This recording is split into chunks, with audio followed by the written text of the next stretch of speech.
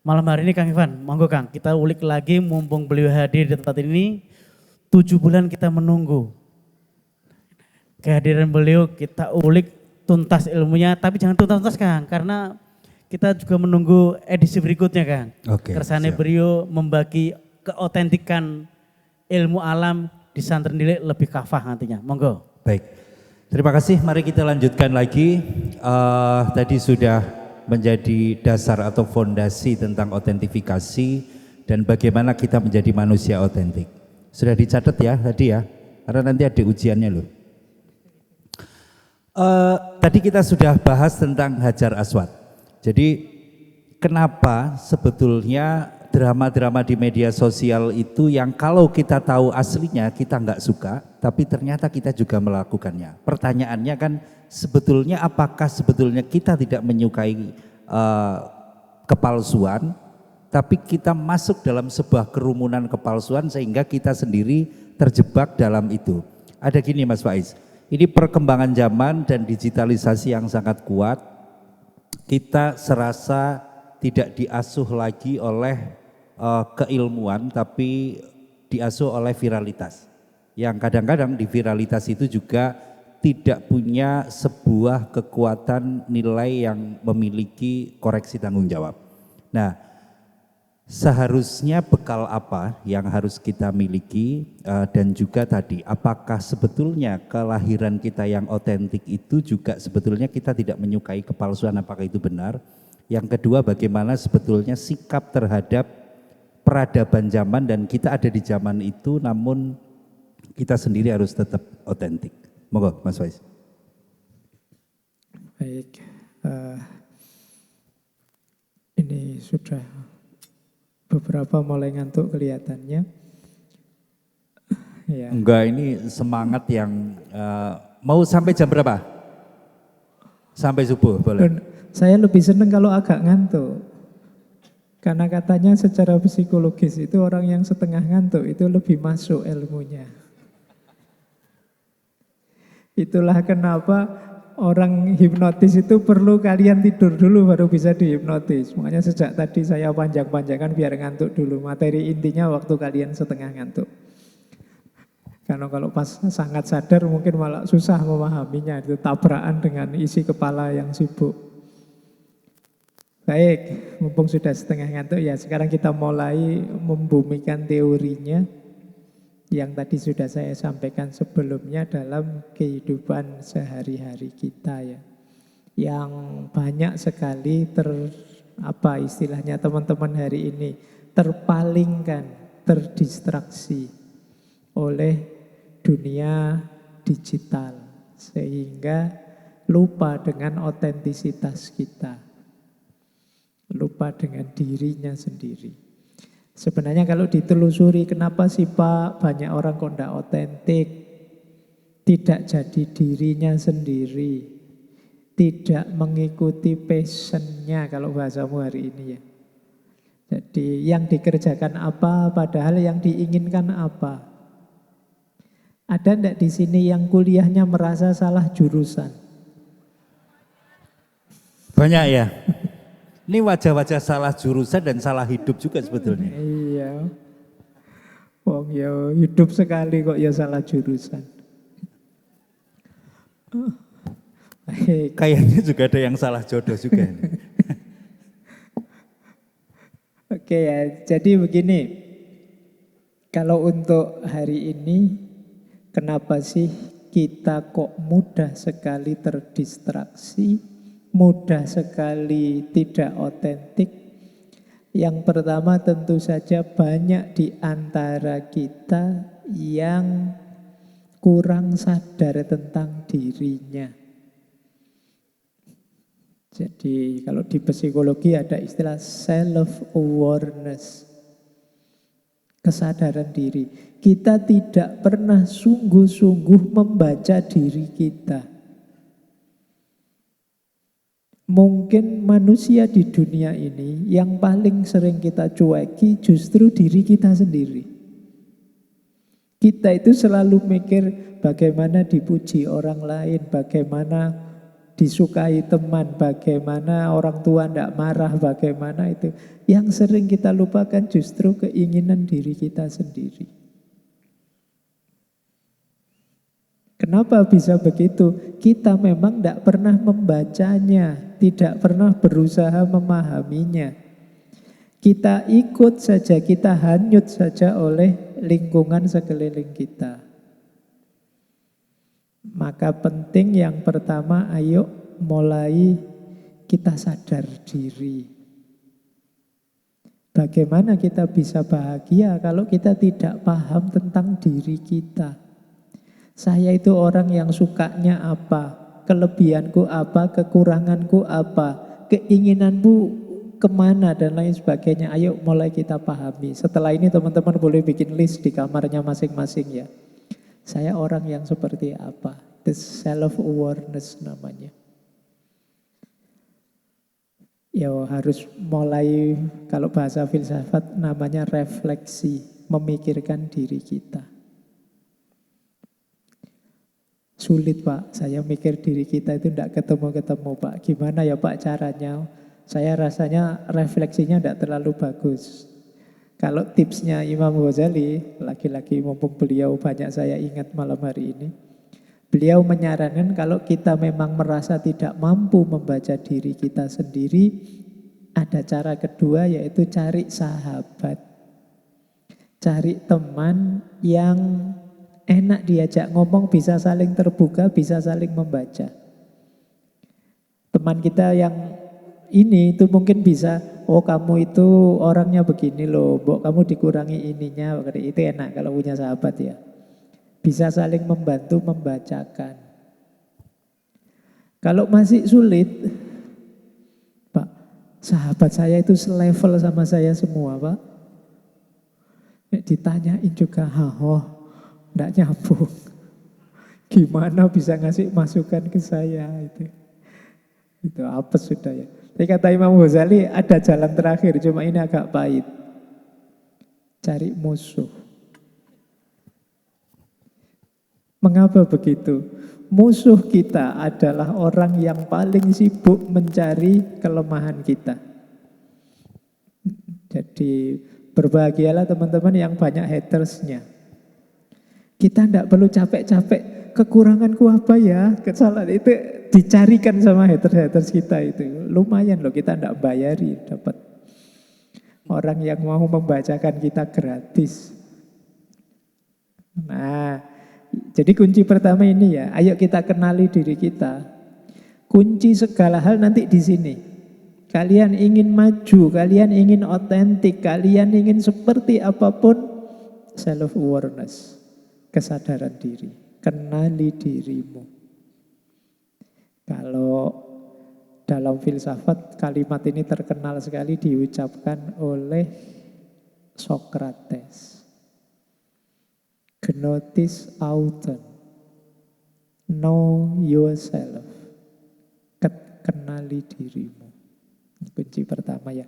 Hari ini kita banyak tidak kenal diri kita. Mungkin terdistraksi oleh medsos, komentarnya orang, terdistraksi oleh drama Korea yang kita tonton, terdistraksi kita. Siapa aku jadi tidak jelas. Yang pertama itu. Yang kedua, yang membuat kita sering tidak otentik, sering tidak jadi diri kita adalah kita hidup tanpa tujuan. Banyak di antara kita yang hidupnya autopilot saja. Rutin saja. Kalau kata filosof namanya Gabriel Marcel, hari ini banyak manusia yang seperti robot.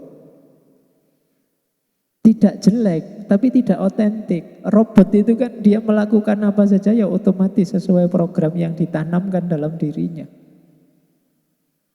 Jadi ya kayak kalian tadi loh, salah jurusan sih, tapi bukan berarti jurusannya jelek. Bukan berarti kalau lulus dari situ terus kalian terhina, itu enggak. Cuma tadi loh, bukan passionmu, bukan keinginanmu. Problemnya bukan kenapa kamu salah jurusan. Sebenarnya problemnya sejak awal kamu enggak punya keinginan. Kalau ditanya, wis kula manut mawon, saya ikut saja. Problemnya sebenarnya di situ. Kita tidak pernah menegaskan keinginan kita. Nanti orang tua kita tanya, emangnya kamu pengen apa toh kedokteran? Tidak ngerti ya Pak, kedokteran ya mau, tapi ini ya mau, tapi kok ya. Lah cita-citamu apa? Yang masih bingung Pak. Kadang-kadang kan kita begitu. Jangankan yang belum kuliah, kadang yang sudah kuliah sampai mau lulus pun ditanya cita-cita juga bingung. Kuliah jurusan pendidikan, terus ditanya orang, berarti mbaknya mau jadi guru ya? Tidak tahu ya Pak. Rasanya kok saya merasa tidak bakat ya jadi guru itu. Sudah kuliah mau selesai masih bingung dengan cita-cita. Saya sering bilang level kalian yang mahasiswa itu kadang kalah sama anak TK. Anak TK itu kalau ditanya cita-cita mantep. Cita-citanya apa? Polisi, cita-citanya pilot ya mantep ya. Kalau sudah mahasiswa sudah mulai haho sudah. Apa cita-citanya? Apa ya Pak? Gitu.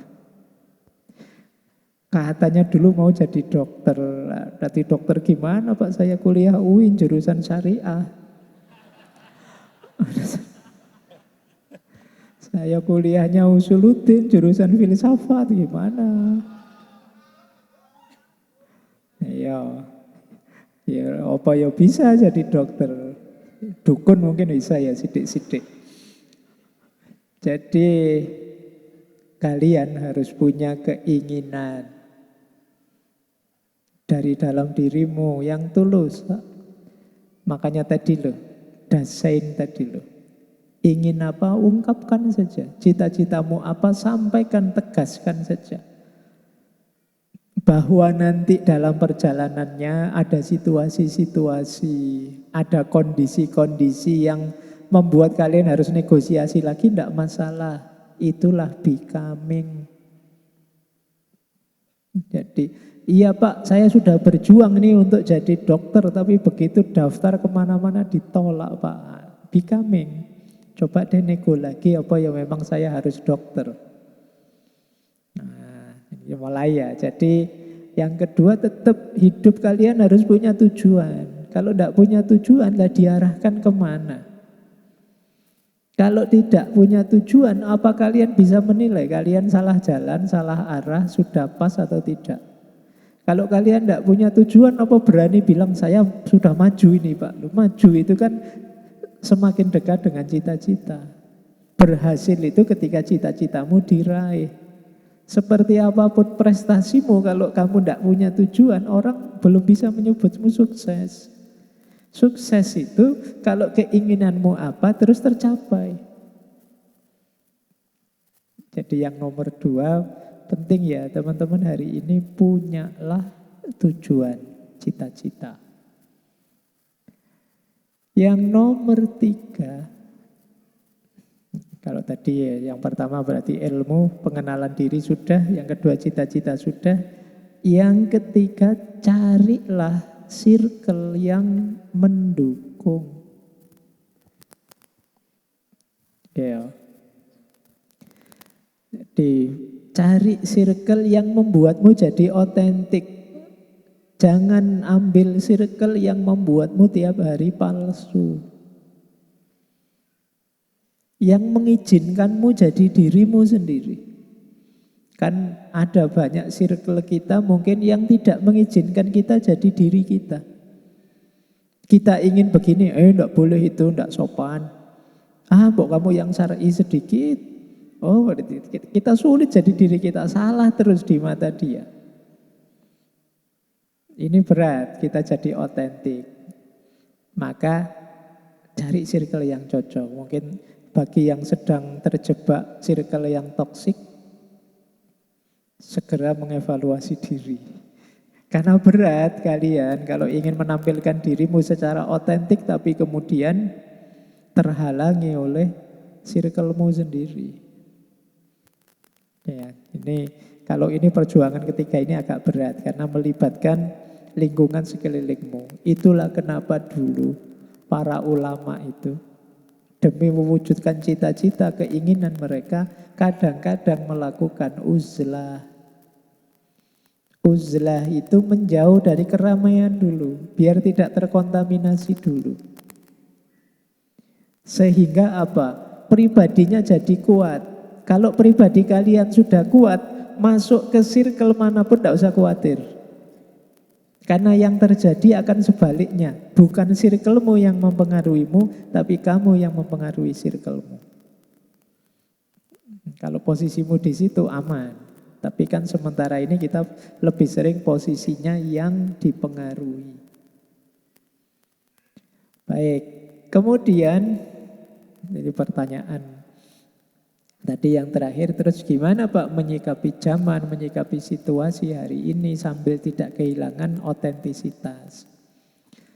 Saya ingin mengutipkan dawuhnya Kanjeng Sunan Kalijogo. Kalau ini terkenal sekali, sering saya kutip juga. Kata beliau, kalau ini ada di Serat Lokojoyo. Nanti kalau mau dicari ya. Kata Kanjeng Sunan begini, anglaras ilining banyu, angeli ananging ora keli. Anglaras ilining banyu mengikuti aliran air. Angeli mengalir, ananging ora keli, tetapi tidak tenggelam. Jadi ya saya tahu memang sekarang zamannya medsos, zamannya internet, zaman digital. Kalian ikuti tidak masalah. Ini namanya anglaras ilining banyu. Tapi jangan sampai kalian tenggelam. Tenggelam itu berarti kehilangan dirimu. Kamu tidak ada, yang ada tinggal viralnya saja, tinggal kerumunannya saja. Kamu tidak dihitung sama sekali dalam kerumunan itu. Karena kamu tidak menampakkan keunikanmu, keinginanmu, jati dirimu, prinsip-prinsipmu. Jadi itu namanya kalian tenggelam. Pasti tidak otentik orang yang tenggelam itu. Jadi pastikan ya, tidak mungkin saya melarang kalian. Jangan main medsos loh, tidak akan bisa.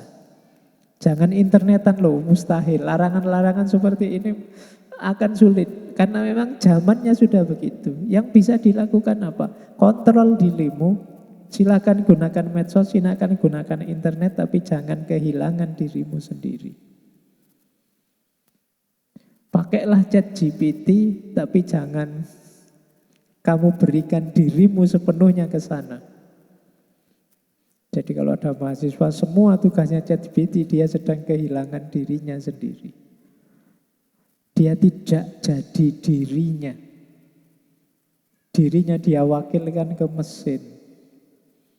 Nah, rugimu di situ. Meskipun secara nilai kamu mungkin tinggi, tapi secara pribadi kamu kalah. Ini ya, jadi ini hati-hati. Teknologi itu membantu kita, tapi jangan sampai mengambil alih posisi kita. Jadikan dia alat, dan tetap sebagai alat. Jangan dibalik. Pada akhirnya kita yang diperalat. Nah, ini penting demi bertahannya manusia dan kemanusiaan. Jadi itu tadi ya, anglaras ilining banyu, angeli ananging ora keli. Satu lagi, masih kuat Mas? Boleh nggih? Saya khawatirnya sudah. Kalau yang tidak kuat angkat tangan ya, tidak apa-apa.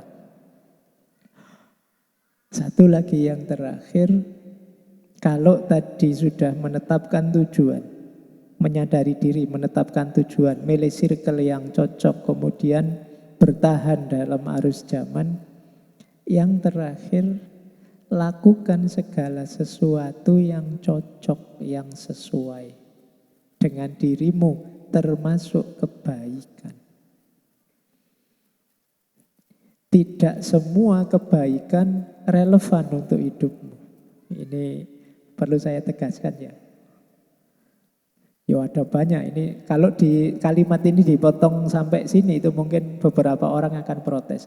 Tapi Ya memang tidak semua kebaikan. Minum kopi ini baik. Tapi kalau kamu pas sedang puasa siang-siang minum kopi jadi jelek. Kalau kamu sedang senang ya bersyukur. Kalau sedang dapat ujian bersabar. Kalau kebalik jadi unik. Sedang senang sabar. Mas, bersyukur dong, ranking 1 itu loh. Alah Pak, saya sabar saja. Tidak cocok. Sabar itu baik, tapi salah konteks kamu. Betul. Ada teman lagi males-malesan tiap hari rebahan saja, belajar tidak mau, ini tidak mau, terus kamu datangi, Mas. Hidup ini memang sudah ditakdirkan Tuhan semuanya. Sabar ya, pasrah saja pada Allah. Ya tambah males. Tambah tidak ngapa-ngapain. Bukan berarti nasihat untuk sabar itu jelek. Momennya tidak pas. Jadi yang terakhir, lakukan kebaikan sebanyak mungkin. Tapi gunakan bekal self-awareness tadi untuk menyadari kebaikan yang pas untuk saya sekarang ini. Ini yang saya sebut otentik. Kadang-kadang kita niru-niru orang lain yang tidak pas. Oke ya. Jadi kalau level mahasiswa mungkin misalnya tiba-tiba diminta sedekah untuk korban masing-masing mahasiswa 1 kambing itu mungkin ya. Jawab saja sama dosenmu yang minta, enggak pas Pak kalau saya itu. Kenapa Wong? Saya untuk tiap bulan saja pontang-panting bisa makan akhir bulan itu. Nah ini namanya, bukan berarti korban itu jelek, sedekah itu jelek. Konteksmu belum memungkinkan. Wong kalian sholat 5 waktu saja masih bolong-bolong, tiba-tiba kamu niat, Pak mulai besok saya tahajud, sholat tasbih, sholat duha, sholat... tidak jalan. Belum saatnya. Wis kamu nawa itu sholat 5 waktu lengkap itu alhamdulillah. Besok kalau sudah lengkap semua, sudah jalan baru becoming, berubah jadi lebih baik lagi. Ditambah sedikit Pak, sholat hajat, oke sip. Lancar itu nambah lagi, becoming lagi. Jangan being, becoming jadi lebih baik terus. Jadi inilah beberapa hal yang menurut saya penting untuk teman-teman menghadapi zaman ini. Dengan segala distraksinya yang membuat kita terlena, lupa dengan diri kita, tidak memahami diri kita. Sehingga kehilangan otentisitas. Baik, saya kira itu Mas Ikhwan. Makasih. Tepuk tangan lagi dong. Saya ingin memetik dulu Kang Dur. Jadi tadi ada sesuatu yang saya pikir penting untuk dipahami dari sebuah pengelolaan zaman. Karena zaman selalu melahirkan satu konstruksi alat begitu ya Mas Faiz ya. Tapi jangan sampai posisi kita diperalat.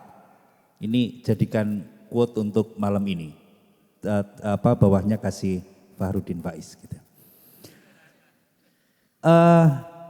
Faktanya memang begitu, kita ada di posisi di mana alat-alat ini sejak dulu lahir ya, mulai dari zaman medsos sampai zaman artificial intelligence sekarang, yang sebagian besar justru kita mengandalkan alat ini yang lama-lama kita jadi diperalat. Tidak hanya itu, distraksi sosial, distraksi yang ada di lingkungan kita, itu juga bisa kita tandai sebagai tadi Mas Faiz menyampaikan bahwa mawas diri, proses mawas diri untuk menyikapi sebuah tantangan ini kita perlu ada satu keberanian, perlu ada satu kekuatan mengatakan bahwa ini cita-cita saya, ini adalah tujuan saya. Karena ada yang tujuan, ada yang hanya mungkin perjalanan, itu berbeda sekali. Tujuan jelas mau ke sana, jalan-jalan itu juga berbeda lagi karena bisa saja kita ngikutin orang kemana-mana, nggak ngerti tujuannya. Nah malam ini karena kalian sudah hadir semuanya, kita kasih kesempatan untuk tanya jawab dan pasti terbatas. Nanti pertanyaan lain bisa via DM, ada yang online juga, tapi kita batasi. Karena momen untuk bersama Mas Faiz ini kita perlu manfaatkan agar, karena yang awal pondasi ini tadi sudah mulai nata tembok sedikit-sedikit, belum sampai ke atas, masih butuh proses lagi. Monggo Wih. Kang Tur. Tepuk tangan boleh dulurku. Wah, tambah bengi sirah kempletek Kang. Biasanya ngajine gembira gitu nangis paneng. Paneng terus ya Kang. Iya, Yun. Dalam. Siapa saya pengen takon Yun? Sinten niki sing ajeng tangklet. Ya, Waduh, banyak. yang mau tanya sekali. silakan. Yang di Banyak depan nggak ada? sekali. Yang di depan. Oke. Ini banyak sekali. Oke, yang depan satu dulu. Oke. Satu yang depan.